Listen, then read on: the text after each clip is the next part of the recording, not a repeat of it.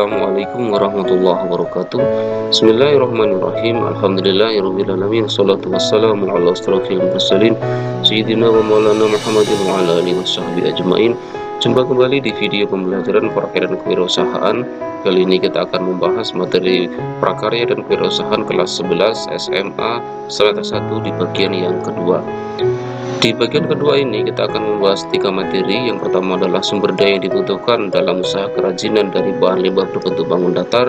Kemudian perencanaan administrasi usaha kerajinan dari bahan limbah berbentuk bangun datar, dan perencanaan pemasaran usaha kerajinan dari bahan limbah berbentuk bangun datar. Bersama saya Muhammad Maksudi, sarjana pendidikan dari SMA Negeri 1 Mentaya Hilir Selatan. Baik, kita awali pembahasan kita. Yang pertama terkait dengan materi yang kedua adalah sumber daya yang dibutuhkan dalam usaha kerajinan dari bahan limbah berbentuk bangun datar. Baik, untuk materi yang pertama ini kita akan membahas sumber daya apa saja yang dibutuhkan oleh perusahaan. Dan ternyata sumber daya yang dibutuhkan oleh perusahaan itu selama ini dikenal ada 6 tipe atau 6M. Yang pertama adalah man atau manusia, yang kedua money atau uang, kemudian yang ketiga adalah material atau bahan, yang selanjutnya yang keempat adalah mesin atau peralatan, yang kelima adalah metode atau cara kerja, yang keenam adalah market dan pasar. Baiklah, mari kita bahas satu persatu sumber daya yang dibutuhkan oleh perusahaan ini.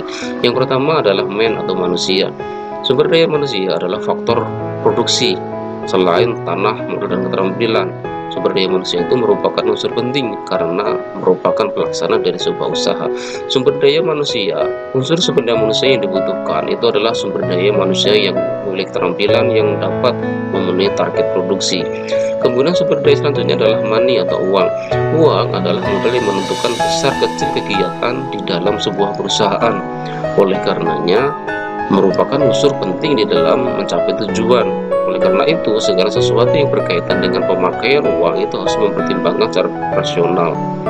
Kemudian, sumber daya yang dibutuhkan oleh perusahaan yang lain adalah material atau bahan, dan mesin atau peralatan. Material atau bahan yang merupakan bahan baku itu biasanya tidak dihasilkan sendiri oleh perusahaan, melainkan harus dibeli dari pihak lainnya. Bahan baku yang dibutuhkan haruslah mempunyai kualitas yang bagus dan berharga murah untuk mengurangi kos biaya produksi. Kemudian bahan baku ketersediaannya harus cukup dalam satu masa produksi yang sudah ditentukan tentunya. Kemudian sumber daya yang dibutuhkan oleh perusahaan yang adalah mesin atau peralatan. Mesin dalam sebuah perusahaan adalah sangatlah penting karena mesin inilah yang akan menghasilkan produk yang sudah direncanakan dalam sebuah produksi. Kemudian sumber daya yang dibutuhkan perusahaan yang lainnya adalah metode atau cara kerja dan market atau pasar. Metode atau cara kerja sangat dibutuhkan agar mekanisme kerja berjalan dengan efektif dan efisien. Metode kerja menyangkut keseluruhan aspek dalam sebuah alur pekerjaan yang satu sama lain saling berhubungan sehingga membuat sebuah sistem berjalan dengan standar. Kemudian yang selanjutnya adalah market atau pasar. Pemasaran produk, hasil produksi merupakan ujung tombak setelah produksi yang diproduksi.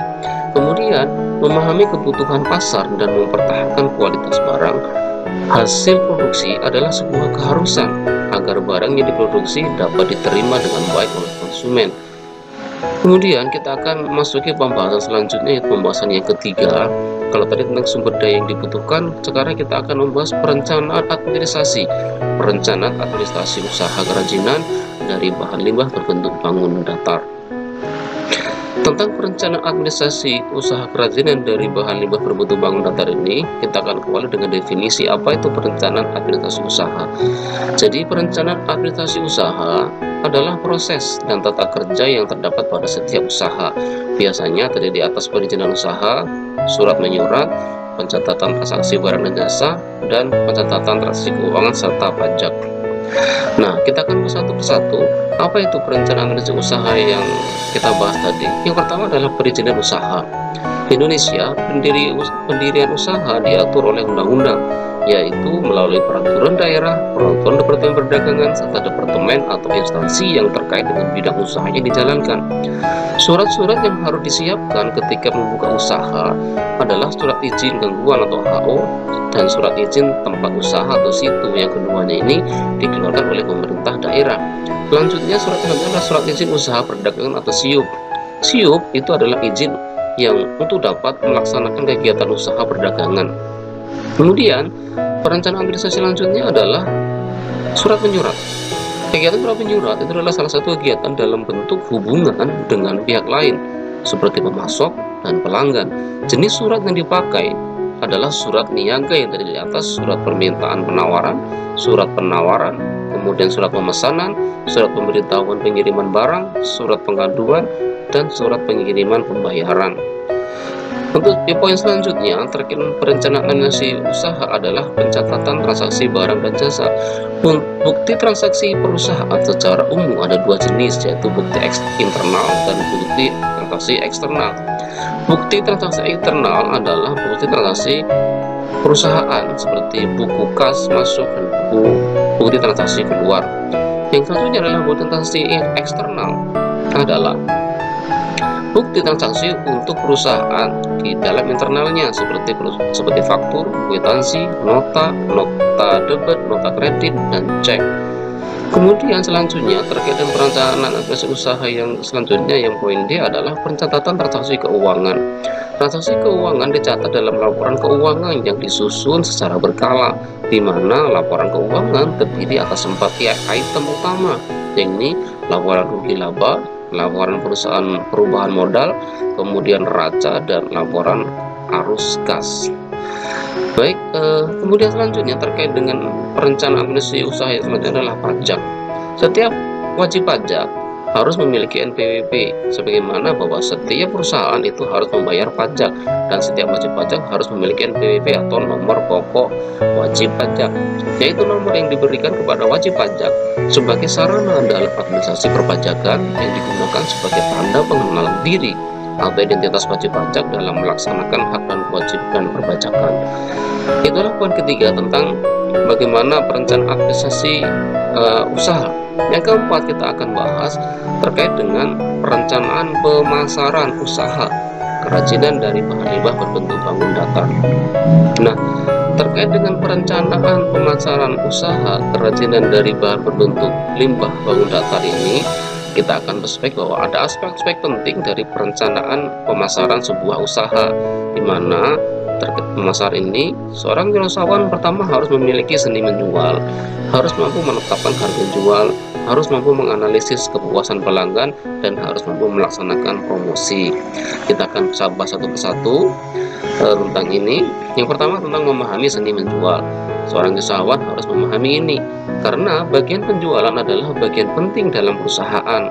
Karenanya dibutuhkan tenaga jual profesional, di mana memahami tidak hanya menjual produk atau bisnis, tapi juga menjual kualitas produk perusahaan.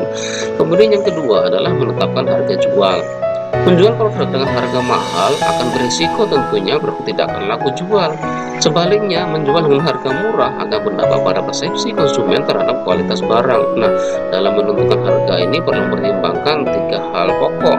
Yang pertama adalah bagaimana biaya bahan baku dan suplainya, kemudian berapa biaya overhead atau biaya tetap perusahaan, dan berapa tenaga biaya tenaga kerja, sehingga kemudian harga jualnya bisa kompetitif. Selanjutnya, terkait dengan perencanaan pemasaran ini adalah mampu menganalisis kepuasan pelanggan. Kepuasan pelanggan itu adalah tingkat perasaan seseorang setelah membandingkan kinerja produk hasil yang dirasakannya sesuai enggak dengan harapan dia. Nah, untuk mengukurnya biasanya perusahaan itu menggunakan sistem keluhan dan saran, survei kepuasan pelanggan, memperkerjakan orang yang untuk pura-pura menjadi pembeli, dan lain sebagainya, yang semuanya bertujuan untuk menganalisis kepuasan pelanggan. Yang terakhir adalah tentang promosi. Nah, promosi itu adalah aktivitas mengkomunikasikan, mengenalkan, dan mempopulerkan barang atau jasa ke pasar.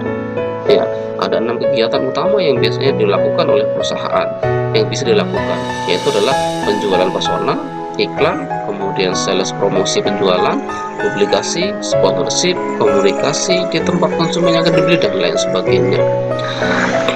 Saya pikir itu ketiga pokok bahasan di video ini. Moga-moga bermanfaat. Sekian dan terima kasih. Billahi taufiq wal hidayah. Assalamualaikum warahmatullahi wabarakatuh.